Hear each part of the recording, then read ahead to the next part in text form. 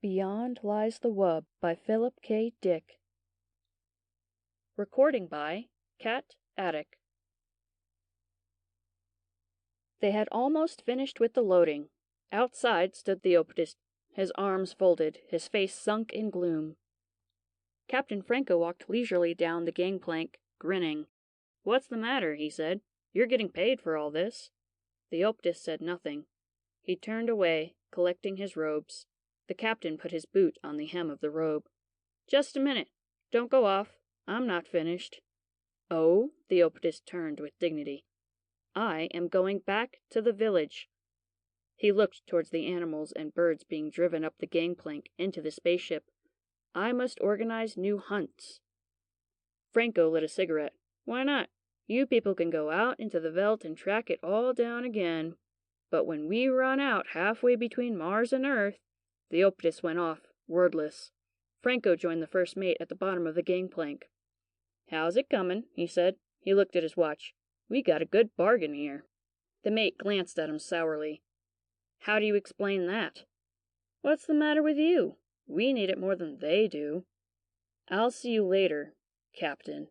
The mate threaded his way up the plank, between the long-legged Martian go-birds, into the ship. Franco watched him disappear. He was just starting up after him, up the plank toward the port, when he saw it. My God! He stood staring, his hands on his hips. Peterson was walking along the path, his face red, leading it by a string. "I'm sorry, Captain," he said, tugging at the string. Franco walked toward him. "What is it?" The wub stood sagging, its great body settling slowly. It was sitting down, its eyes half shut. A few flies buzzed around its flank, and it switched its tail. It sat. There was silence. "It's a wub," Peterson said. "I got it from a native for 50 cents. He said it was a very unusual animal. Very respected." "This?" Franco poked the great sloping side of the wub. "It's a pig. A huge, dirty pig." "Yes, sir, it's a pig. The natives call it a wub." A huge pig. It must weigh 400 pounds. Franco grabbed a tuft of the rough hair. The wub gasped. Its eyes opened, small and moist. Then its great mouth twitched. A tear rolled down the wub's cheek and splashed on the floor. "Maybe it's good to eat?" Peterson said nervously. "We'll soon find out," Franco said. The wub survived the takeoff, sound asleep in the hold of the ship. When they were out in space and everything was running smoothly, Captain Franco bade his men fetch the wub upstairs so that he might perceive what manner of beast it was. The wub grunted and wheezed, squeezing up the passageway. "Come on," Jones grated, pulling at the rope. The wub twisted, rubbing its skin off on the smooth chrome walls. It burst into the anteroom, tumbling down in a heap. The men leaped up. "Good Lord," French said. "What is it?" "Peterson says it's a wub," Jones said. "It belongs to him." He kicked at the wub. The wub stood up unsteadily, panting. "What's the matter with it?" French came over. "Is it going to be sick?" They watched. The wub rolled its eyes mournfully. It gazed around at the men. "I think it's thirsty," Peterson said. He went to get some water. French shook his head. "No wonder we had so much trouble taking off. I had to reset all my ballast calculations." Peterson came back with the water.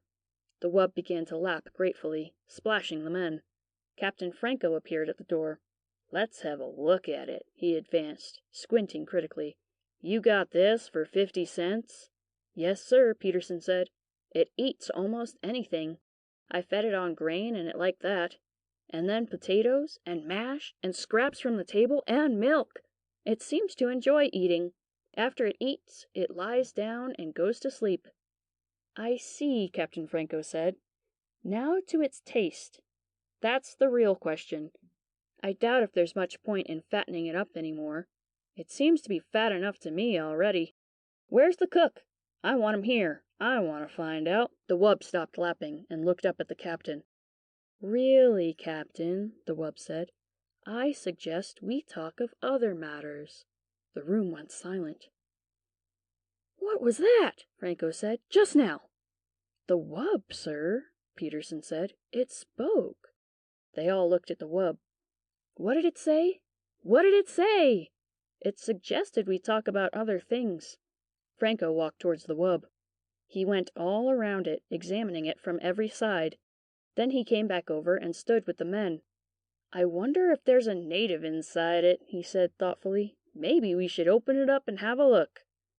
Oh, goodness, the wub cried. Is that all you people can think of? Killing and cutting? Franco clenched his fist. Come out of there! Whoever you are, come out! Nothing stirred. The men stood together, their faces blank, staring at the wub. The wub swished its tail. It belched suddenly. I beg your pardon, the wub said. I don't think there's anyone in there, Jones said in a low voice. They all looked at each other. The cook came in. You wanted me, Captain, he said. What's this thing? This is a wub, Franco said. It's to be eaten. Will you measure it and figure out? I think we should have a talk, the wub said. I'd like to discuss this with you, Captain, if I might. I can see that you and I do not agree on some basic issues. The captain took a long time to answer. The wub waited good-naturedly, licking the water from its jowls. Come into my office, the captain said at last. He turned and walked out of the room. The wub rose and padded after him. The men watched it go. They heard it climbing the stairs. I wonder what the outcome will be, the cook said. Well, I'll be in the kitchen. Let me know as soon as you hear. Sure, Jones said. Sure. The wub eased itself down in the corner with a sigh. You must forgive me, it said. I'm afraid I'm addicted to various forms of relaxation. When one is as large as I, the captain nodded impatiently. He sat down at his desk and folded his hands. All right, he said. Let's get started. You're a wub, is that correct? The wub shrugged. I suppose so. That's what they call us, the natives, I mean. We have our own term. And you speak English? You've been in contact with Earthmen before? No. Then how do you do it? Speak English? Am I speaking English? I'm not conscious of speaking anything in particular. I examined your mind. My mind! I studied the contents, especially the semantic warehouse, as I refer to it. I see, the captain said. Telepathy. Of course. We are a very old race, the wub said. Very old and very ponderous. It is difficult for us to move around. You can appreciate that anything so slow and heavy would be at the mercy of more agile forms of life. There was no use in our relying on physical defenses. How could we win? Too heavy to run, too soft to fight, too good-natured to hunt for game. How do you live? Plants, vegetables. We can eat almost anything.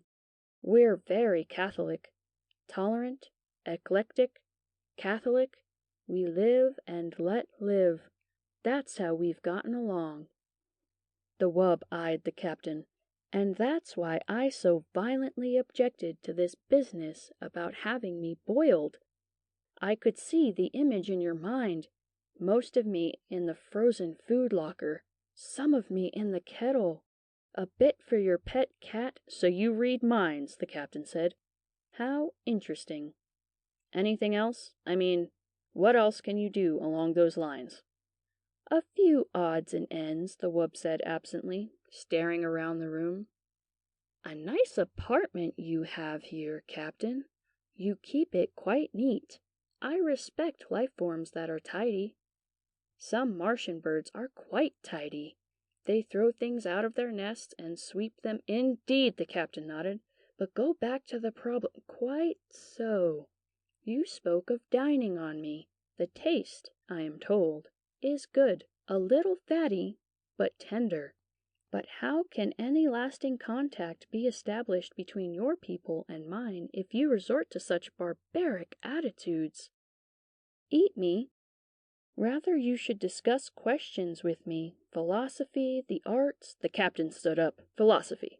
It might interest you to know that we will be hard put to find something to eat for the next month. An unfortunate spoilage. I know, the wub nodded. But wouldn't it be more in accord with your principles of democracy if we all drew straws, or something along that line? After all, democracy is to protect the minority from just such infringements. Now, if each one of us cast one vote, the captain walked to the door. Nuts to you, he said. He opened the door. He opened his mouth. He stood, frozen, his mouth wide, his eyes staring, his fingers still on the knob. The wub watched him. Presently, it padded out of the room, edging past the captain. It went down the hall, deep in meditation. The room was quiet. So you see, the wub said, we have a common myth. Your mind contains many familiar myth symbols, Ishtar, Odysseus. Peterson sat silently, staring at the floor. He shifted in his chair. Go on, he said. Please, go on. I find in your Odysseus a figure common with the mythology of most self-conscious races. As I interpret it, Odysseus wanders as an individual, aware of himself as such. This is the idea of separation from family and country, the process of individuation. But Odysseus returns to his home. Peterson looked out the port window, at the stars, endless stars, burning intently in the empty universe. Finally he goes home. As must all creatures, the moment of separation is a temporary period, a brief journey of the soul. It begins, it ends. The wanderer returns to land and race. The door opened. The wub stopped, turning its great head. Captain Franco came into the room, the men behind him. They hesitated at the door. Are you all right? French said. Do you mean me? Peterson said, surprised. Why me? Franco lowered his gun. Come over here, he said to Peterson. Get up and come here. There was silence. Go ahead, the wub said. It doesn't matter. Peterson stood up. What for? It's an order. Peterson walked to the door. French caught his arm. What's going on? Peterson wrenched loose. What's the matter with you? Captain Franco moved towards the wub. The wub looked up from where it lay in the corner, pressed against the wall. It is interesting, the wub said, that you are so obsessed with the idea of eating me. I wonder why. Get up, Franco said. If you wish. The wub rose, grunting. Be patient. It is difficult for me. It stood, gasping, its tongue lolling foolishly. Shoot it now, French said. For God's sake, Peterson exclaimed. Jones turned to him quickly, his eyes gray with fear.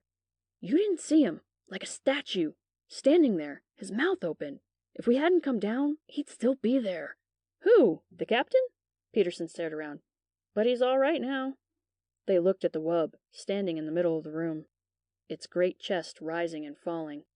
Come on, Franco said, out of the way. The men pulled aside toward the door. You are quite afraid, aren't you? The wub said. Have I done anything to you? I am against the idea of hurting.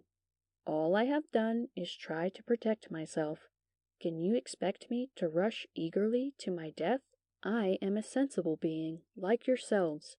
I was curious to see your ship, learn about you. I suggested to the native. The gun jerked. See, Franco said, I thought so. The wub settled down, panting. It put its paw out, pulling its tail around it. It is very warm, the wub said. I understand we are close to the jets. Atomic power. You have done many wonderful things with it, technically. Apparently, your scientific hierarchy is not equipped to solve moral, ethical. Franco turned to the men, crowding behind him, wide-eyed, silent. I'll do it. You can watch. French nodded. Try to hit the brain. It's no good for eating. Don't hit the chest. If the rib cage shatters, we'll have to pick bones out. Listen, Peterson said, licking his lips. Has it done anything? What harm has it done? I'm asking you. And anyhow, it's still mine. You have no right to shoot it. It doesn't belong to you. Franco raised his gun.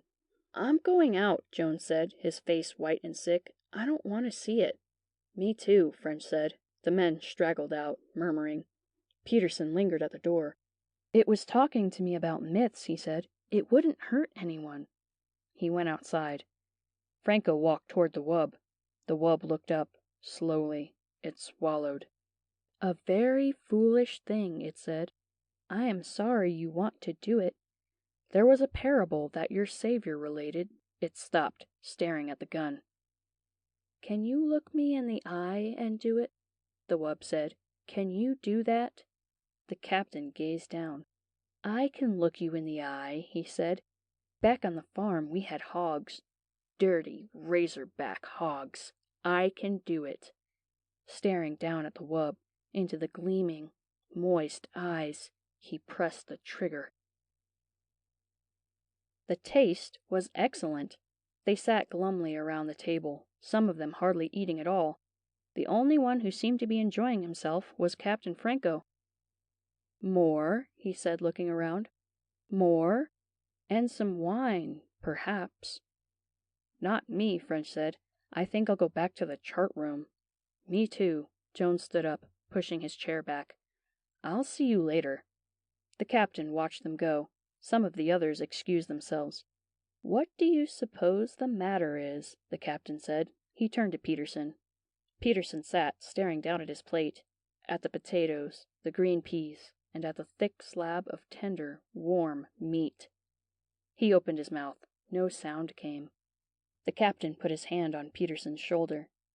It is only organic matter now, he said. The life essence is gone. He ate, spooning up the gravy with some bread. I, myself, love to eat. It is one of the greatest things that a living creature can enjoy. Eating, resting, meditation, discussing things. Peterson nodded. 2 more men got up and went out. The captain drank some water and sighed. Well, he said, I must say this was a very enjoyable meal. All the reports I had heard were quite true. The taste of wub. Very fine. But I was prevented from enjoying this pleasure in times past. He dabbed at his lips with his napkin and leaned back in his chair. Peterson stared dejectedly at the table. The captain watched him intently. He leaned over. Come, come, he said. Cheer up. Let's discuss things. He smiled. As I was saying before I was interrupted, the role of Odysseus in the myths. Peterson jerked up, staring. To go on, the captain said, Odysseus, as I understand him. End of Beyond Lies the Wub by Philip K. Dick. Recording by Cat Attic.